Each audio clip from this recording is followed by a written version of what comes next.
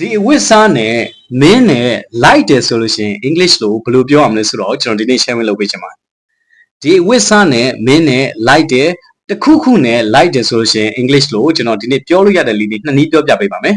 ပထမတစ်နည်းကိုကျွန်တော်ကြည့်လိုက်ရအောင် look good on you ဒီအလေးပြောလို့ရပါတယ်ဥပမာဒီအဝတ်စားကမင်းနဲ့လိုက်တယ်ဆိုလို့ရှိရင် this dress looks good on you this dress looks good on you ဒီဝတ်စားကမင်းနဲ့လိုက်တယ်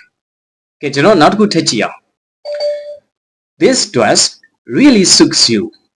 this dress really suits you ဒီဝတ်စားကမင်းနဲ့လိုက်တယ်ကဲဒီလိုလေးနှစ်မျိုးပြောလို့ရပါတယ်အဖြူရောင်ကမင်းနဲ့လိုက်တယ်ဆိုလို့ရှိရင် English လို့ white looks good on you white looks good on you အဖြူရောင်ကမင်းနဲ့လိုက်တယ်ကဲကျွန်တော်နောက်တစ်ခုထပ်ကြည့်အောင် white really suits you white really suits you အဖြူရောင်ကမင်းနဲ့လိုက်တယ်ကျွန်တော်တစ်ခုခုနဲ့လိုက်တယ်ကျွန်တော်အဝတ်စားနဲ့လိုက်တယ်ဒီ color လေးကမင်းနဲ့လိုက်တယ်တစ်ခုခုနဲ့လိုက်တယ်ဆိုလို့ရှိရင်ကျွန်တော်တို့ဒီနှစ်မျိုးသုံးပြီးတော့ပြောလို့ရတဲ့နည်းလေးကိုကျွန်တော်ဒီနေ့ share လုပ်ပေးချင်တာဖြစ်ပါတယ်အကျိုးရှိရဆိုရင်ကျွန်တော် page ကို like and follow လုပ်ဖို့ကျွန်တော်တောင်းဆိုပါတယ် Thanks for watching see you in the next video